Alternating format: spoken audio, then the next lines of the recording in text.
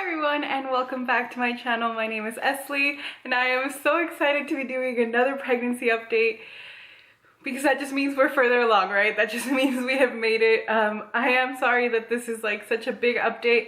I was hoping to have, you know, like every maybe 3 weeks or so, but honestly y'all, I feel like my days kind of blend together and there's some days when I feel happy and upbeat and, you know, want to do things, and there's other days where I'm having a really hard time emotionally. So I'm doing my best, and this update is gonna cover 25 weeks through 29 weeks, which are the completed weeks from when you last saw me from my last update. I am 30 weeks now. We made it to 30 weeks. It's just incredible. It's so incredible. But you know, hopefully next update will include a few, you know, it'll be a little bit smaller, I'm hoping. But anyway, let's go ahead and get started. I do want to mention one thing. If you see me looking up, there is a scorpion, a live scorpion inside the plate of my light, like on the ceiling fan. You know how there's like that plate that covers the light bulbs? There's a live scorpion in there. I will pop in a video. I just took a little clip to send to Luis and tell him like, hey, there's a scorpion in our living room light bulb thing. So I'm like freaked out because I'm like, just stay in there, little guy. Please don't. He stopped moving. I turned on the light and it started like wiggling around, like trying to escape. So I turned the light off. So if the lighting's a little funky, there's a lot of like shadowing and things, it's because we're making do, because I'm not gonna risk that scorpion trying to escape that light bulb. He's now sitting steady and we're just gonna hope he's there just chilling. I live in Texas, if you don't know, so scorpions are kind of part of a package deal living here. Every once in a while we've unfortunately had to deal with them several times while living in this house. If you remember the last scorpion encounter, if you saw that plan with me, I will link that up above.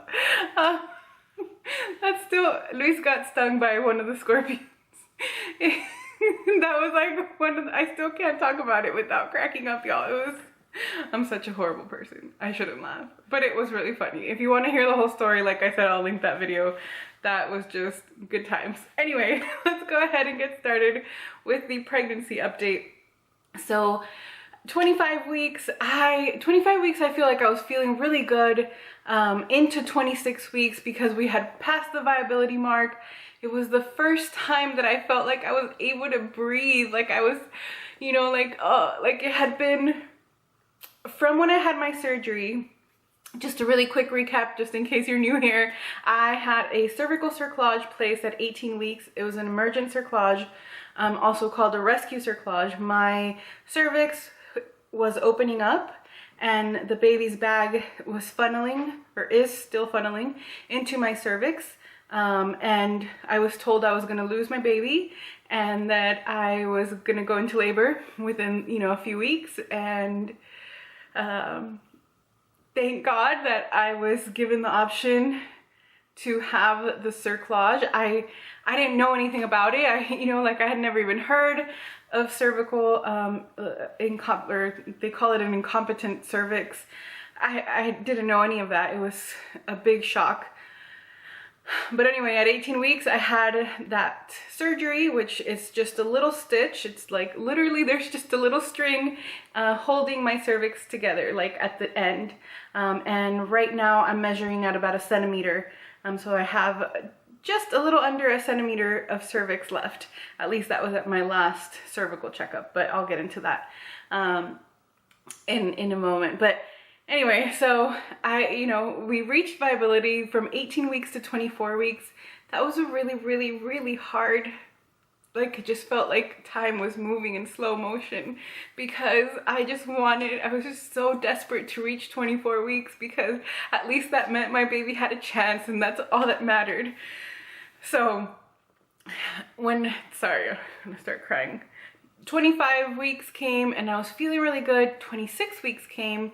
And right around the 26th mark, right around, my flip date is on Friday. So I remember like I was 26 weeks that Friday, and then I think that Sunday I started feeling some like cramping, like really mild cramping though. It wasn't anything where I was like immediately worried or concerned.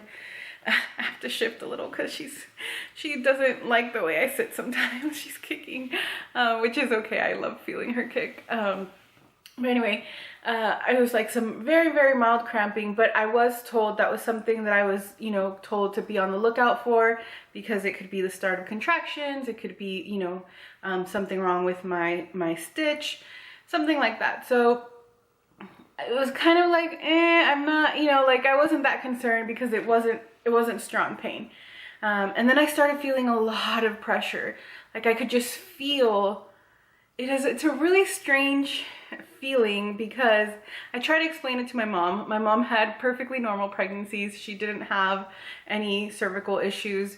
And she, you know, I tell her, like, it hurts me when she kicks. Like, but now she's flipped, so now her feet are up, I can tell. But, you know, whenever she was head up and her feet were down, I could feel her like actually kicking my stitch, and it hurts pretty badly, unfortunately. So, you know, my mom's like, oh, like, enjoy the kicks, they're like the greatest thing. And I do enjoy them when they don't hurt, but there's times when they really, really hurt.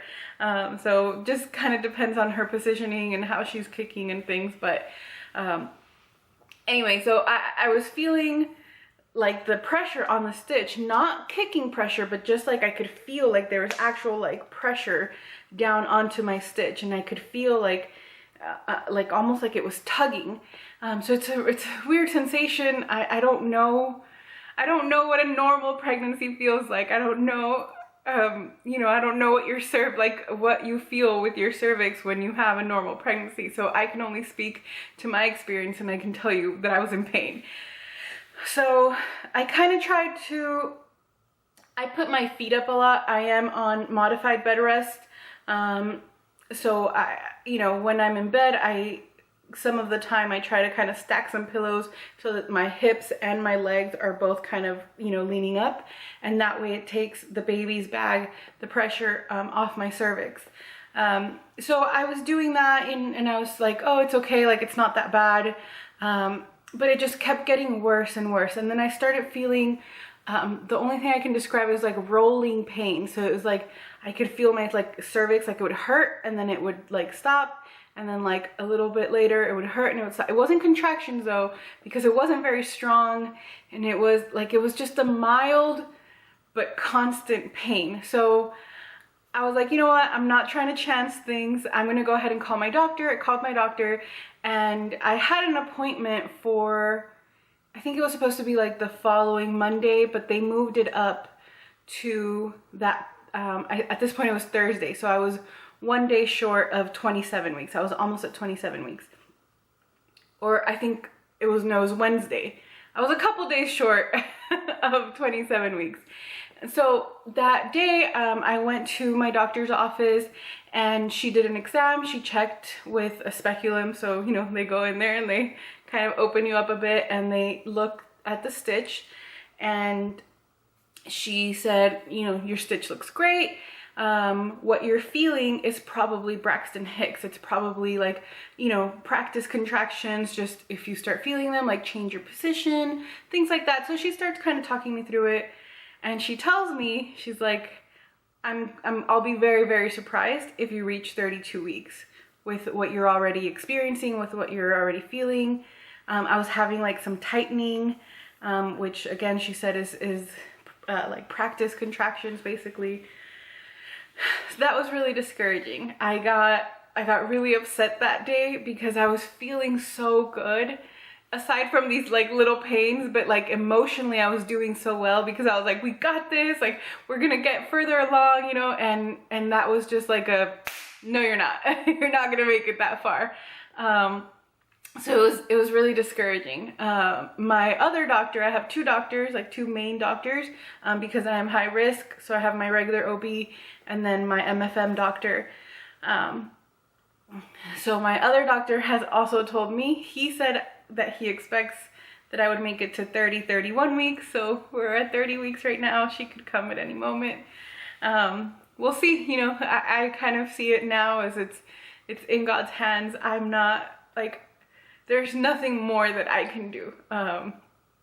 I'm trying my best, I'm doing my best, I'm taking the guidance from my doctors and doing, you know, making the best effort that I can to keep her in here. So that's all I can do. But anyway, the following day, which was Thursday, I woke up, I was feeling fine, you know, I was feeling discouraged, but it was all right. Luis leaves to work, and maybe 30 minutes after he left for work, I get up to go to the restroom. That's one thing, I literally pee every hour at most. At night I can make it sometimes 2 hours. Like when I have to wake up, I have to pee all of the time. It's absolutely ridiculous, but that just comes with the territory. So I go to the restroom. I had gone obviously several times already and everything was fine, and when I wiped there was blood, and I was I don't even know how to describe it. I was so freaked out. I immediately called Luis. Luis had literally just like walked into his office. He, you know, walked right out, came back home.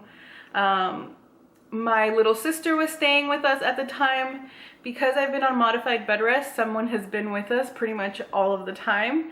My mom and sister were here, and then my mother-in-law, and then my sister-in-law, and then my mother-in-law and my sister-in-law, and then my mom. Like, it's just been back and forth between my mom, Luis's mom, and our sisters. Right now we're actually alone. I think everybody just needed a bit of a break. It's hard, you know, it's hard to not be in your own home. We don't live close to our family. They have to drive several hours to be here. So I know it's really hard on them. It's hard on my sister. It's hard on his sister. So right now, and I've been doing really well, that I felt like, you know what, I think we can have like some time by ourselves. And if we, you know, if I'm feeling like I need the help again, then I will call you, I'll ask for it again. But we decided, you know, everybody should probably take a little breather, because it's, you know, it's a burden, even though you don't want it to be. And I know that they have not made me feel that way. My mom is like so happy and so willing to be here, and she's amazing, but I know it's hard because she's still leaving my dad at home by himself, you know, like it's just hard. Anyway, so I started bleeding. I called Luis. My little sister was here, but I didn't want her to take me to the hospital. So Luis got here. I wasn't in any pain, so it was just blood.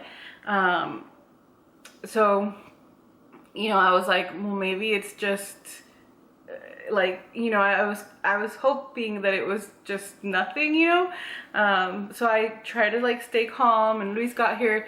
We go to the hospital, and they tell me, oh, like you know, they check me again, they look at my stitch, everything was perfectly fine.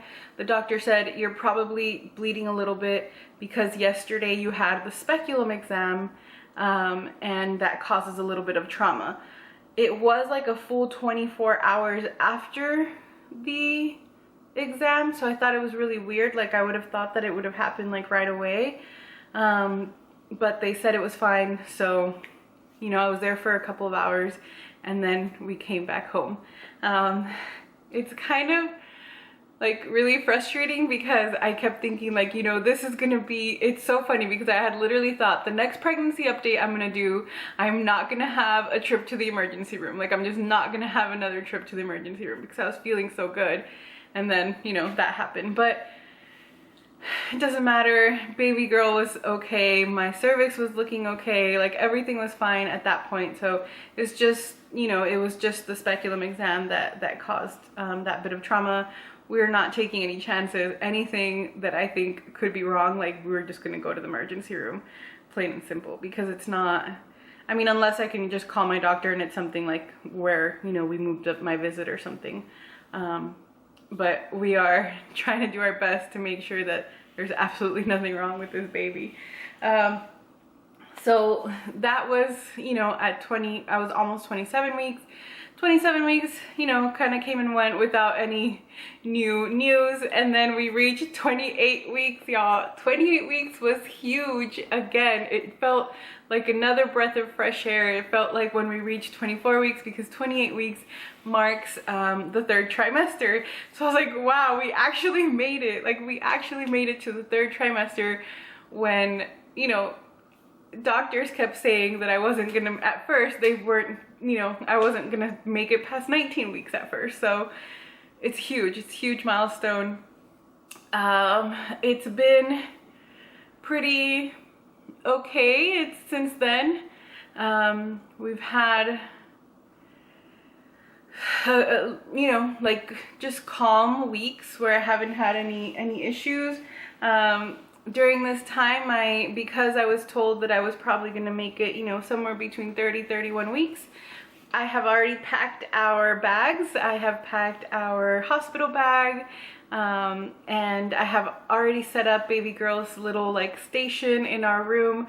We're not setting up a whole nursery for her. I think I discussed this already, because the room that we would turn into her nursery is actually our guest room, and we have decided, because the hope is that we are going to be moving about 6-ish months, depending when she's born, but about, you know, probably March or April of next year, that it didn't make sense to set up a whole nursery here and then have to like reset up a nursery when she's going to be in our room for the first several months of her life anyway. So it just didn't make sense, you know, to kind of have that added expense. Plus, like I said, we don't live near any of our family, so we're expecting a lot of grandparent visits during, especially the first few months. I'm sure it's gonna be almost impossible to keep them away, but that's okay. I'm sure I'll need the help. So I set up, we moved our bed, we moved like the configuration of our room around, and I set up a little, you know, like her changing table, and we have her bassinet. I'm waiting for a rocker. I mean, we have this one, which we thought about putting in there, but I think this one's a bit big. My mom is going to give me my grandmother's old rocker, so they're just, my dad's like fixing it up right now, and they're gonna bring that to us, and so that will be in the corner. So once things are all set, probably not until she's here, because we still honestly have kind of a mess, but when she's here, I'll do like a room tour and I'll show y'all you know, all the changes and everything that we've kind of set up there. I don't know if y'all heard that, but that was Odin snoring. He's right here. Odin, could you not snore in my video? Anyway, so that we've, you know, prepared, we're super ready. I feel kind of obnoxiously ready with our bags, because I don't know what kind of, if I'm gonna have to go into labor or if I'm gonna have an emergency C-section. The cerclage could fail basically at any point. If you know, if she comes early, it could rip my cervix. You know, those were some of the risks involved in having it. The bag could tear while my stitch like is still in there. We don't know, because obviously it's early. We don't know what position she'll be in, if I'll be able to go into labor normally, or if I'll have to have, you know, C-section. I really don't know anything. I feel like I'm just kind of, you know, just trying not to think about that too much, because I am like such a controlling person. Like when it comes to, you know, I love having things planned out and having everything set and having like, you know, ducks in a row. But in this case I can't, and I can't worry myself about that, because all, you know, as long as she's okay and happy, healthy, and you know, everybody makes it out of the hospital, like that's all that matters to me.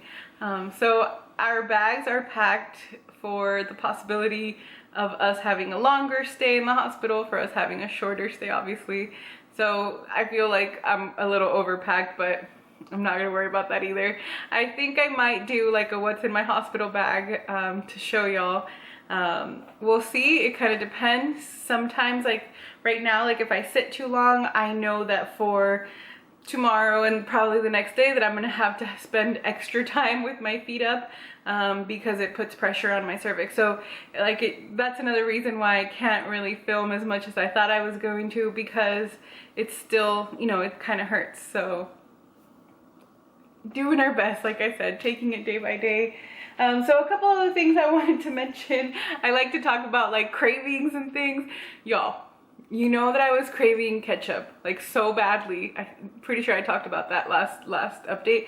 And still, anything that I can eat that I can put ketchup on, that's not like weird, but like I'll have burgers or whatever it may be, and I just want to like drown things in ketchup. But Luis made an avocado dip the other day, like a few weeks ago, and it's basically just a couple of avocados with some cream cheese and a little bit of the juice that, you know, if you buy like those canned jalapenos, like the ones that come in the vinegar, so you don't put like the actual jalapenos in, or like maybe you put like one depending on, you know, if you wanted that spicy, but you just like the vinegar, just the juice in there. My mouth is watering just talking about it.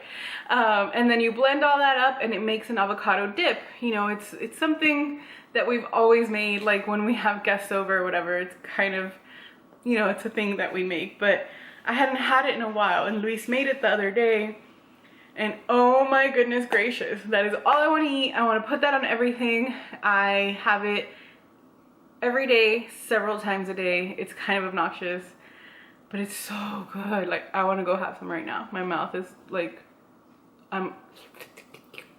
so good, y'all, so good. So that's all I want to eat. It's so funny because like Luis, you know, he's been cooking all of our meals now, especially because like I said, we're alone, so he's been doing all the cooking, all the cleaning, bless his heart. And so whenever he makes dinner, he's like, do you want me to put some avocado dip on top? I'm like, yeah, like what kind of question is that? Yes, cover that, like slather it on there. And then the only other like kind of physical things that I wanted to talk about are, y'all, I feel like I have aged 10 years. I took some pictures, like some selfies. I posted them on Instagram. I will, you know, write my Instagram handle here. That's my personal Instagram. If you want to see any like current updates on my pregnancy, that's the best place to, you know, see them. That's where to, you know, I update constantly. So I was taking some selfies for my birthday. I turned 34. Holy cow. When was it? A couple weeks ago now. And y'all, just from seeing the difference of the pictures from our wedding day, we got married in February, like if I smile really, really big, I now have like wrinkles down here, which I've never had before. And I don't know if it's been like the stress. I mean, obviously I'm getting older, but I'm talking about comparing pictures from just a few months ago to now. And I don't know if it's been the stress of this pregnancy or if it's been, I've mentioned my skin is just so incredibly dry. So incredibly dry. I have tried some of y'all's recommendations. I've tried some of y'all recommended coconut oil, which by the way, I'm so sorry that I didn't respond to some of those comments on that video. YouTube hasn't been sending me notifications, which I just realized about comments, and usually I get like, you know, notifications on my phone, so I thought it was weird. But anyway, I've tried coconut oil, I've tried marula oil, vitamin C oil, like all these oils, all these lotions and potions. I have like a strict routine now every night, and it is helping. I do feel like it's helping a little bit, but my skin is just so incredibly dry. It's ridiculous. So I don't know if it's because of, you know, the lack of moisture in my skin that all these wrinkles are popping out now, but I feel like I've aged so much in just the past few months. It's kind of ridiculous. You know, I think a lot of it's the stress, but it's okay. I'll take it. I don't care. I just want my baby girl, so, you know, it'll be all right. And then another thing is hot flashes. I, like, even just sitting here, like, I feel like my hair is, like, sticking to me. Like, I know it's the middle of summer right now, at least here in Texas. I know some of y'all are probably getting close to like your early fall days up north, but it has been in the hundreds for a couple of weeks now. Now I'm mostly indoors, but I feel like even indoors blasting the AC and it still does not feel comfortable. Like I'm just hot all of the time, even with the AC down. Poor Luis is like bundled up and I'm like, oh my gosh, like put like all these fans on me because I'm just hot all the time. But you know, I guess also comes with the territory. But you know what, I've been good, y'all. I've been good for the most part. Really truly the hardest thing is the emotional kind of aspect. Like I mentioned earlier in the video, there are days when I just feel so good and I'm like, oh, I want to do this today and I want to get this accomplished, and then there are days when I don't want to do anything and then I feel guilty for not doing anything. I mean, I can't do much, but you know, I tell myself like, oh, you could be on the computer like working on, you know, future releases for when you do open up the shop. You could be, you know, maybe editing something. You could be like, there's like all these things. Or I'm keeping a journal and I get mad at myself for not writing in my journal sometimes, but there's just some days where I just don't feel the motivation, the strength to do anything other than just lie there. And it's hard. It's really, really hard because I beat myself up about it and I know I shouldn't, and I know I should be proud. Sammy, the wonderful Sammy from Art Box Stickers, she sent me a message the other day and we were kind of, you know, chit-chatting back and forth. Y'all know she's my friend, and she was telling me like, you should be so proud because like, look how far you've come, like be proud of you, like be proud of your body. And I don't think I had really truly thought about it because I haven't been proud. I've been feeling so hard, like she's kicking. You know, I beat myself up because I think like she's like, my baby girl is fine and it's me, right? It's my body that's failing this little girl. If it weren't for my body, this wouldn't, like, she would not be at risk. She would not have any problems. We would, you know, make it to the end. And it's hard to take a step back from that and think like, you know, be proud, like you've done what you can, you've done your best. So it's hard. It's really hard sometimes. There's days where I really beat myself up and, you know, I'm trying not to, but it's tough. Right now, just like with before, where all I could think of was 24 weeks, and then I feel like all I could think of was 28 weeks, and now all I can think of is 32 weeks. 32 weeks means that she will be fully formed, like all her organs will be fully formed, minus her lungs. I believe that that's like the last thing that kind of, you know, is complete with a baby. I don't know if I'll make it to 32 weeks because of what the doctors have said, but you know, doing our best. We're just doing our best. But anyway, that is gonna be it. That's all I really wanted to talk about. I know it's been a long video already, but I want to thank you all again so much for your prayers, for your constant support. There are so many of y'all that continue to send me messages on Instagram, and that's especially on the hard days. Those are really good to hear because it's good to know that there's people out there that are rooting for me and are rooting for this little girl and for my family and are praying for us and are thinking about us, and it's just really good. It's really, really good to hear. If you have sent me a letter, I just went to my P.O. box, so I'm gonna start writing back. So I apologize if you haven't gotten a response from me from my P.O. box. I didn't go. Luis went to pick up to check it, but we hadn't gone because of everything going on. We're just trying to avoid going to our post office because it's like a really big, always very packed post office. Sorry about that, got cut off, but I was saying we hadn't gone to check our P.O. box in quite a hot minute. So thank you all so much. If you want to send me a letter, my P.O. box is always down below. I'm gonna hopefully try to go check it at least every 2-3 weeks, you know, or ask Luis to go check it every 2-3 weeks so that I can get back to y'all a little bit faster.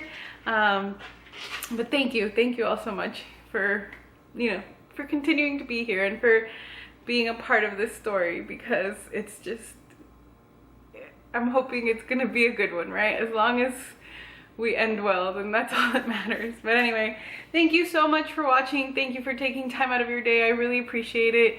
And I will talk to y'all hopefully very soon. Bye everyone, take care.